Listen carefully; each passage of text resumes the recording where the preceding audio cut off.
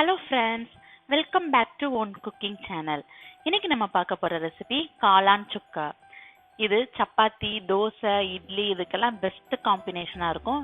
இது செய்யறது ரொம்ப சிம்பிள். இது நம்ம எப்படி பண்றதுன்னு குயிக்கா பார்த்துடலாம் வாங்க. இப்போ நான் ஒரு pan வச்சிருக்கிறேன். pan சூடு ஏறினதும் எண்ணெய் ஊத்திக்கலாம். இப்போ 1 டீஸ்பூன் ஜீரகம் சேர்த்துக்கிறேன். இப்போ கொஞ்சமா கருவேப்பிலை, ஒரு காஞ்ச மிளகாய் சேர்த்து நல்லா ஃப்ரை பண்ணிக்கோங்க. இப்போ சின்ன வெங்காயம் நான் கட் பண்ணி வச்சிருக்கிறேன். இது வந்து 150 கிராம் சின்ன வெங்காயம். இப்போ நம்ம காளான் எவ்வளவு எடுக்கிறோமோ அதுக்கு பாதி அளவுக்கு நம்ம வெங்காயம் சேர்த்தாதான் டேஸ்ட் நல்லா இருக்கும். நான் காளான் 300 கிராம் எடுத்திருக்கிறேன். அதுல பாதி 150 கிராம் சின்ன வெங்காயம் சேர்த்துக்கிறேன். இப்போ வெங்காயம் சீக்கிரம் வேகிறதுக்காக கொஞ்சமா உப்பு சேர்த்துக்கிறேன். உப்பு சேர்த்து நல்லா ஃப்ரை பண்ணிக்கோங்க. இந்த அளவுக்கு வெங்காயம் நல்லா வதங்கினதுக்கு அப்புறம் 1 டேபிள் ஸ்பூன் இஞ்சி பூண்டு பேஸ்ட் சேர்த்துக்கிறேன். இப்போ இந்த இஞ்சி பூண்டு பேஸ்டோட பச்சை ஸ்மெல் போன உடனே நம்ம கட் பண்ணி வச்சிருக்கிற காளானையும் சேர்த்துக்கிறேன். இப்போ பார்க்கறதுக்கு நமக்கு காளான் நிறைய தெரியுது, ஆனா அது நம்ம வதக்க வதக்க சுருங்கி போயிடும்.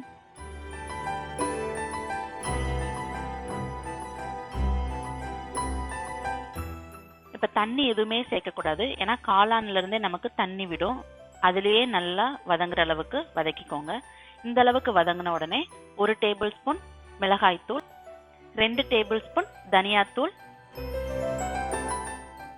2 டீஸ்பூன் ஜீரகத்தூள் சேர்த்துக்கிறேன்.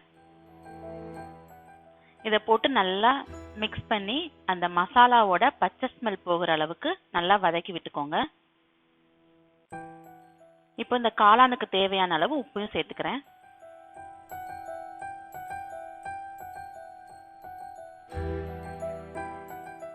இந்த அளவுக்கு நல்லா வதங்கினதுக்கு அப்புறம் கொஞ்சமா தண்ணி ஊத்திக்கலாம். ரொம்ப தண்ணி ஊத்திடாதீங்க. சுக்காங்கன்னா நமக்கு கொஞ்சம் கட்டியா வந்தாதான் நல்லா இருக்கும். ஒரு மூடி போட்டு காளானை நல்லா வேக விட்டுருங்க.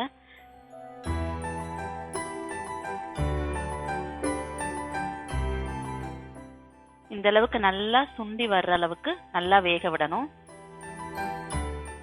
தண்ணி எல்லாமே நல்லா வத்திருச்சு. இந்த டைம்ல நம்ம 2 டேபிள் ஸ்பூன் மிளகுத்தூள் சேர்த்துக்கிறேன். மிளகுத்தூள் முதல்ல சேர்த்தீங்க அப்படின்னா நமக்கு ஒரு கசப்பு டேஸ்ட் கொடுத்துரும். அதனால இந்த அளவுக்கு நல்லா வதங்கினதுக்கு அப்புறம் கடைசியா நம்ம மிளகுத்தூள் சேர்த்துக்கலாம்.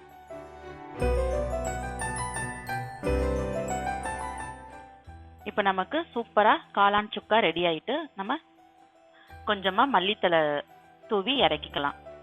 இப்ப நமக்கு ரொம்ப சிம்பிளா அது ரொம்ப டேஸ்டான காளான் சுக்கா ரெடி.